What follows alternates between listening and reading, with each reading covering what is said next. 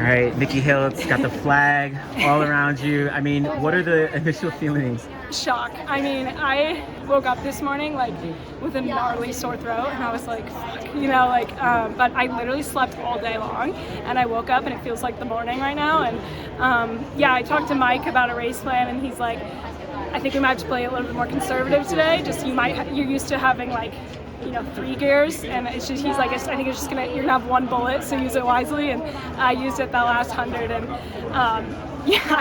I'm in disbelief. I can't believe it. I mean, how do you feel about having to switch your race plan kind of last minute or different from what you might have prepared for? I think, the 15, you can go in with a race plan and it's not going to look anything like you imagine, which is we thought it was going to be really fast from the gun. I think, but that's the best part of being a 1500 runner. You have to think on your feet. I think it's like being quarterback, you never, you got to be prepared for anything. And I was just, every lap kept going by and I was like, I feel okay. And then all of a sudden it was 3 to go. And, Emily made a big move, and I thought she miscounted laps. That's how aggressive it was. But then I was like, no, she's a great kicker and she's a strong kicker. She can kick from 400 out, and that's what she did. And I thought I blew it. I thought I was gonna get 4th, but I ended up having more than I thought I would. What did you think about what the Ethiopians were doing early in the race up front? Were they trading leads? They went out pretty hard and then they kind of let you guys back into it. So I think that happens a lot. I watch a ton of races like that. I'm such a nerd. I watch so many track races, and I've noticed that they sometimes people will go out in 62 and then their next lap is 64, and so coming through in 208. And I like to be if I think that that's what's happening, I play it safe and I go 64, just so I'm more conservative and not gassing myself like that. But I kind of figured that maybe was how it was going to go. But when they started switching leads, I was like, I don't know what's going on up there. I like my spot. I'm going to protect it, and just kick home. How hard was it to keep your focus through the day, given you woke up with that sore throat? Honestly, I think it really helped me just really be in the moment and focusing on getting enough liquids and rest, and I wasn't really thinking about the race much, which I think in hindsight's a good thing.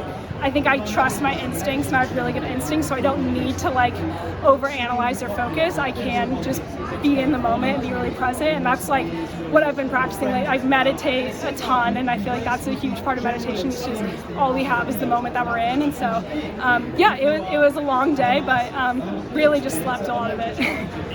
Oh my God.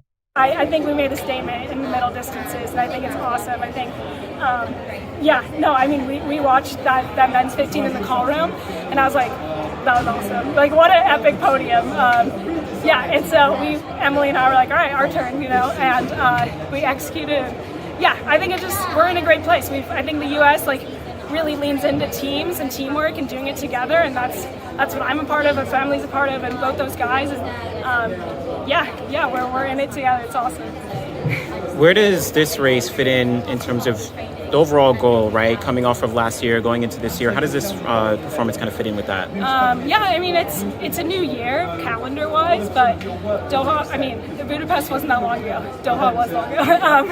I think just riding the momentum from last year and carrying it into this one, and I just wanted to come here and get great experience, and to come away with a medal is unbelievable. But I really do think I just was watching all my USA teammates get their medals, and especially Ellie last night. I was like, anything's possible, anything can happen. That's why we run these races. Anything can happen, and So I feel really, really confident going into the Olympic, the outdoors.